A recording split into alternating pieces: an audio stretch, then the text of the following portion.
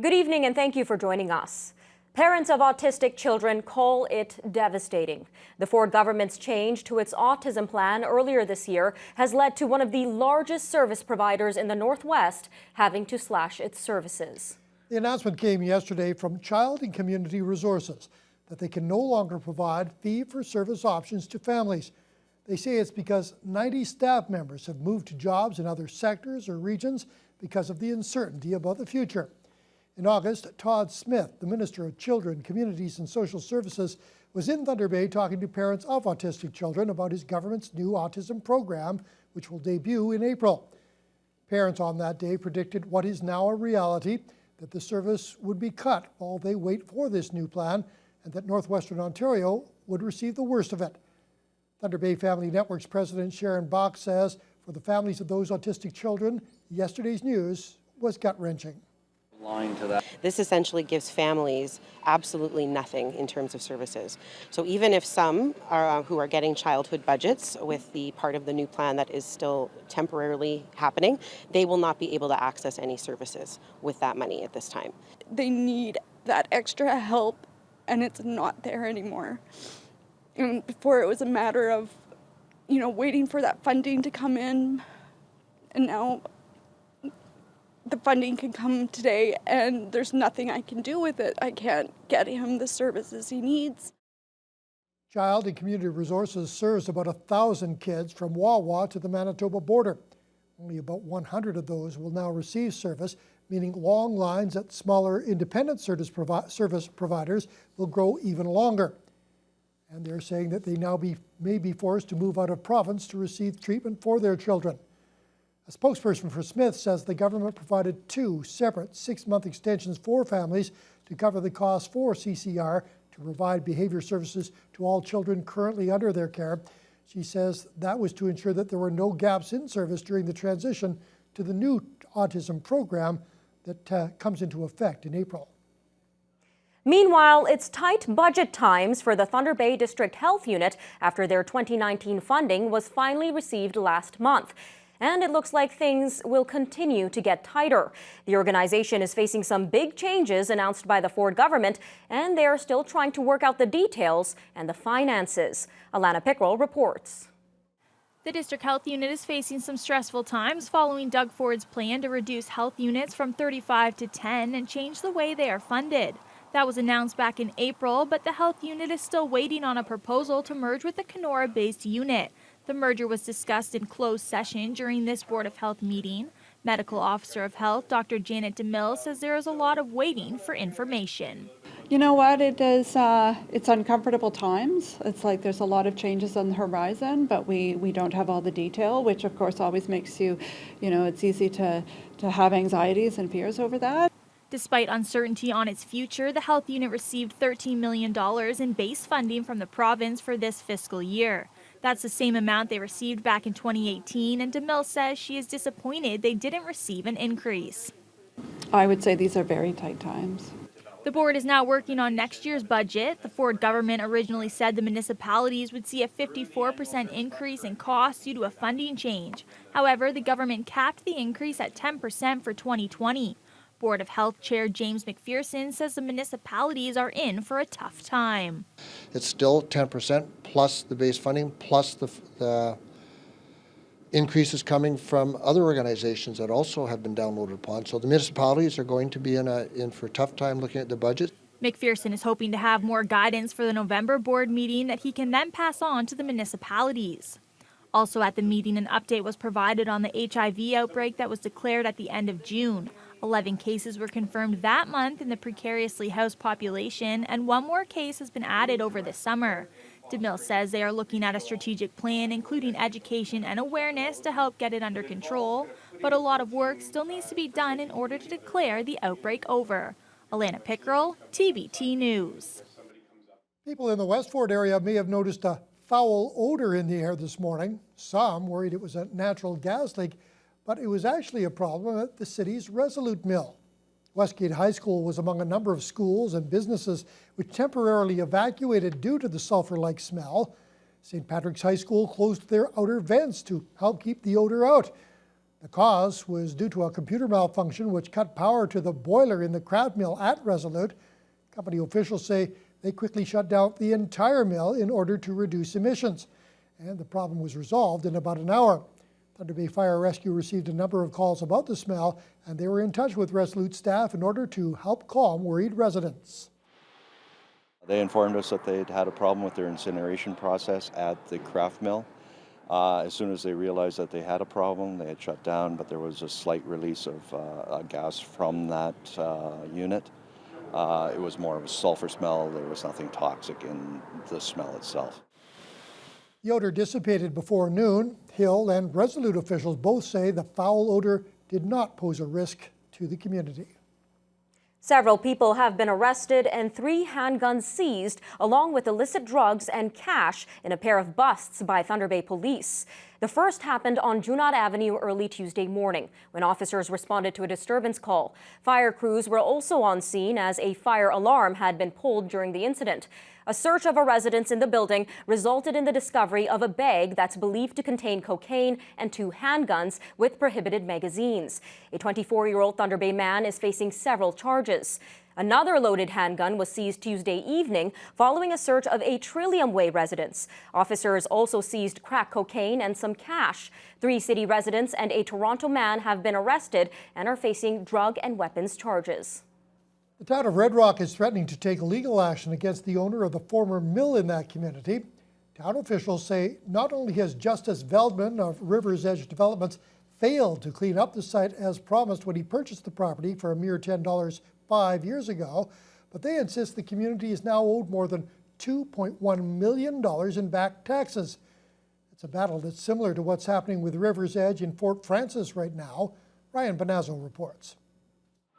There's a potential legal challenge brewing in the town of Red Rock. Officials there say they're sick and tired of looking at the mess left behind at the site of the town's former mill. This comes 5 years after Rivers Edge Developments founder Justice Veldman took possession of the property and promised to remediate it to make way for future business opportunities. Our job here, as we've said right from the beginning, is to make the site shovel ready. But that hasn't happened. We were not granted permission to go onto the property, but here's how Mayor Gary Nelson describes the conditions on site. It looks like a war zone. Town officials describe soil contamination from old oil tanks and buildings on the verge of collapse. Nelson says enough is enough. We are not going to fool around with it anymore. Now is the time to do it. We're going to go after them. We'll be sitting down with the legal counsel and deciding which direction we'll take. We'll also be looking at the provincial government to step in to provide some assistance and relief on back taxes that have been unable to be collected at this time, which amount to over $2.1 million. But Veldman's local business partner, Don Evans, who also operates the Red Rock Inn, insists it's not that simple, that Rivers Edge has tried to clean up the site, but is waiting for $5 million to be released from the company that owned the mill at the time of its closure back in 2006, Narampak, which now goes by the name Cascades. Money that had been set aside for environmental cleanup. That's part of the reason and the main reason why there's been a delay in finishing the cleanup in order to redevelop the property the way it should be. And that's something that's being worked on. It's just a time thing, and I can understand the frustration, but these things do take time. Town officials confirm that money was supposed to be made available and have also reached out to Cascades. The company didn't respond to our request for comment. And Red Rock isn't the only community currently at odds with Veldman and Rivers Edge Developments. Fort Frances is still trying to collect nearly $500,000 in back taxes for its pulp mill. Ryan Bonazzo, TBT News.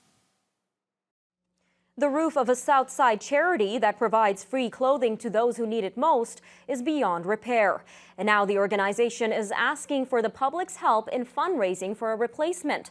This building on May Street has housed community clothing assistance for the past 3 years, offering 5 different programs and giving free clothes to people in crisis.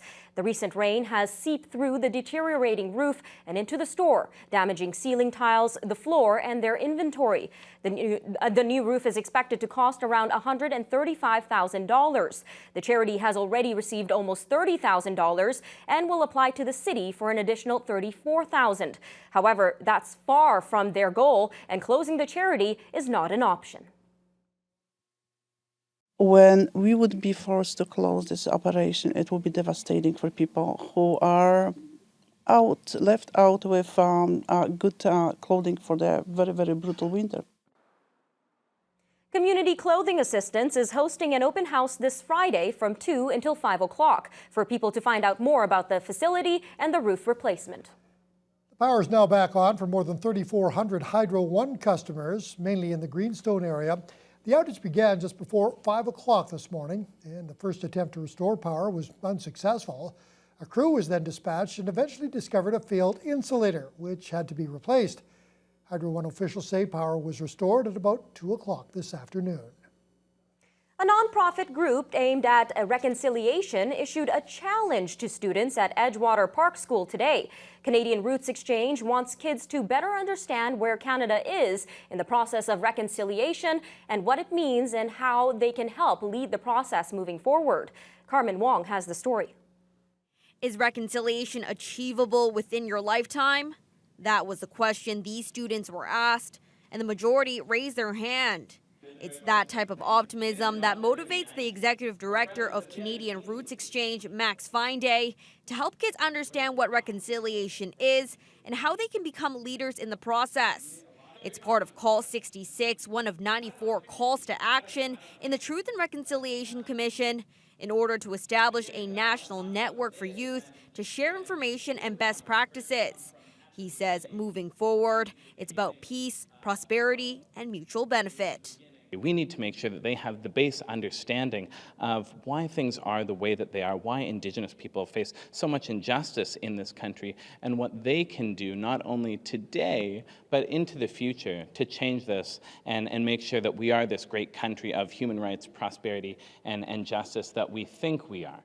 But these kids are already one step closer to reconciliation, even just with a mindset like grade 7 student Alessa McNeil. She says her generation is not as affected by stereotypes. People are less based on opinions and looks, more based on their, for example, actions and words that they use, and personality. And building bridges between Indigenous and non-Indigenous youth could be as simple as being compassionate. That's one lesson grade 7 student Erin Bois is walking away with. Everybody should be treated the same and fairly, no matter what. Just like little things, like inviting kids to play with me, or if it's a school project, then maybe not choosing my best friend right away and choosing somebody new. Although there is optimism, combined with the school's commitment to improve Indigenous education, there is still a lot of work to be done. Carmen Wong, TBT News. The new flag is flying high at Thunder Bay City Hall following the launch of a brand new logo for a well-known organization. In honor of Big Brother, Big Sister Month, the organization decided to reinvent and reintroduce themselves. The new logo comes 106 years after the organization first launched, and it has 3 lines representing family, the organization, and mentors. A handful of little ones were present at City Hall this morning for the official flag raising. I used to be very not confident about myself, and now I have a lot of self-confidence, and I've been getting more friends because I've been more confident. What does it mean for you? I think it means a lot, actually. Like, it's been really nice to hang out with all the people at Big Brother, Big Sister. They're all so kind, and they always listen to what you have to say. With the littles, it really puts somebody in their court. It gives them somebody else that they can look up to and they can talk to. A mentor, a big brother or a big sister usually offers an hour or 2 a week. Mayor Bill Morrow declared September 18th as Big Brother, Big Sister Day after the flag was raised. There are currently about 58 youth in our city who are waiting for a mentor. A posthumous honor for a Thunder Bay music legend today. The late Bobby Curtola will be inducted into the Canadian Music Hall of Fame. Curtola died in 2016 at age 73. He was considered the original Canadian teen idol, soaring to success in the 1960s. He racked up over a dozen top 10 hits, including Fortune Teller, which sold 2.5 million copies worldwide.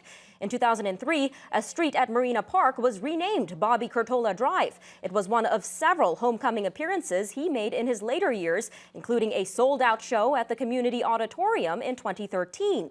Today, the Canadian Academy of Recording Arts and Sciences announced the latest 4 inductees into its Hall of Fame, with Curtola chosen along with Andy Kim, Chilliwack, and the Cowboy Junkies. They're being honored for their artistic contribution to the cultural fabric of our country.